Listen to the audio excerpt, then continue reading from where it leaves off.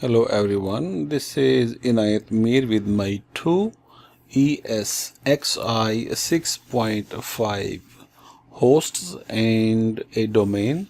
Domain is dev.com. So I am showing you my configuration of my both servers, ESXi1 and ESXi2. So on the top left side you will see my configured memory. So one host has 8 GB memory and my host 2 ESXi2 has a 4 GB memory.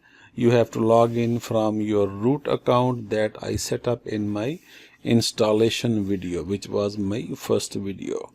Then you have to go into your configure management network to look at your IP configuration. So you have a lot of more configurations too, which I have shown in my few videos, and I will keep showing in my future videos as well. So 192.168.1.19 is my ESXi1 host. Both hosts have to be in DNS. So I see here, as you can see, both records, A host records are in DNS. I accessed those both hosts through my member server. So this member server, I gave them a name of this server is vCenter1. So currently you are looking at my both servers. So first, which is not a domain member now, so I am going to join ESXi1 to the domain. So I have to use my credentials. Before, I just want to show you in my Active Directory, I should not and I do not have a computer account for this host. Under computers, I do have only vCenter1. So I can go and search for ESXi1. I will not be able to find it. I knew it. So I do not have now, but once you join ESXi1 to the domain, you will see that. So just keep an eye on this screen. You will see a small kind of indication that this host became a member. It is not something you have to see the way you see in your GUI way, and then you just, now that's it. So once you see on the top grayed out section, it says dev.com. So you do have this host in your Active Directory. So now this should be part of Active Directory. I can go back and show you from my computer's container, refresh. Okay, so here I refreshed and I see now my ESXi1 is part of the domain now. So I have both ESXi1 and ESXi2 up and running. This is my ESXi2. So I just zoomed in to show you I am on my second host now, because I'm using a vSphere 5.5 client to access these two servers using a root account. So now you click on the properties, and from local authentication you can change to your Active Directory, type the name of your domain, use an account to log in, and now you will see here domain under this domain section will be like a grayed out. Yeah, now I am actually member of this domain. So this second host ESXi2 is also part of my domain. So I have to refresh again the same way. Okay, so now you can see my both hosts are the part of my domain dev.com. So this was a very straightforward, simple process. Now I can just let you visit my ESXi1 and 2 both servers. I have used the method which I am showing you right now, which is vSphere client. This is a part of your free download, or also it is a part of your vCenter DVD. So either way you can download these tools, and for eval copy I'm going back into my ESXi servers one by one to show you. This is my first server. I will keep switching back and forth between these two servers. So root is my account, which I created in my previous video. I have posted those videos already. You have possibly seen those videos. So you set up that account, very sensitive account, very important account. This is my ESXi2. So I'm going to log into my both servers. That is where you can see the information about my both servers. So F12 is the key. First you have to go for configuration options, F2. You have to use F2 key, and then you have to configure your server.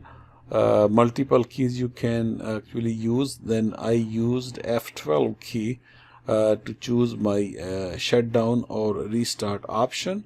You have to use F11. So I have used F11 to restart. So I am rebooting both hosts one by one, ESXi1 and ESXi2.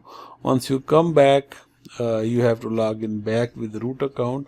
Once you allow your host to restart, also you have to use your root account. So I have used my root account whenever I start my ESXi configuration, or whenever I want to shut down my server, or whenever I want to restart my server. So here is my DNS Preferred DNS setup, as I have this IP for my dev.com domain actually. So I did configure this all statically.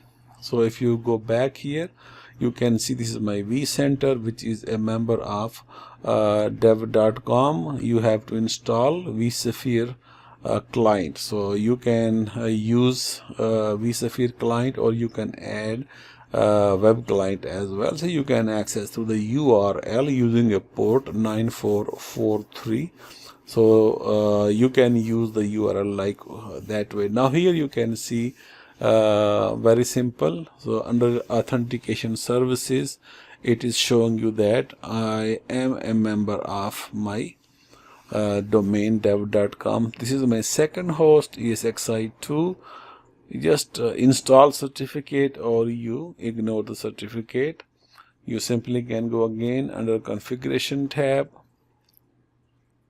If you want to add some more permissions for some more users, you can add. So let's add my account, my last name account, MEER from dev.com domain, as an administrator. Click on add button here, and you can actually scroll down the domain part. You will see the domain name. Click on OK, or you can search actually from the domain, and you want to give which permission you want to give to this account. So I selected my last name account, which I have created while ago, and I am going to give this account full permission. Now I am searching domain admins. It will come back actually because I am now part of the domain. So I have added my domain admins group as well as an administrator. So clicking in OK will give these two more permissions to this ESXi environment. So this is just as an example. So you can use the same method on any ESXi host. So you can go back and verify that if my last name account can work. So you have to use the domain name and then /. Everything is well, good and perfectly working. So I am back into my ESXi server. So this was just an overview to show you first how you join the domain. Now you can go on every single tab one by one. You can look at the health status, processors, memory, storage.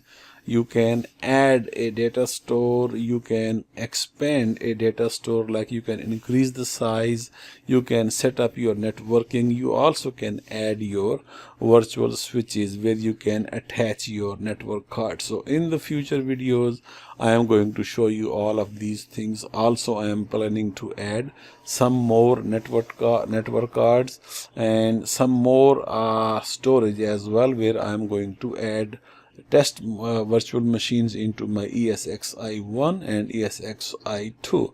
So you can see that how you can provision new virtual machines, plus you also can use a template. So you can create a template, so you simply can use that template using your especially it's very convenient if you use your vCenter server.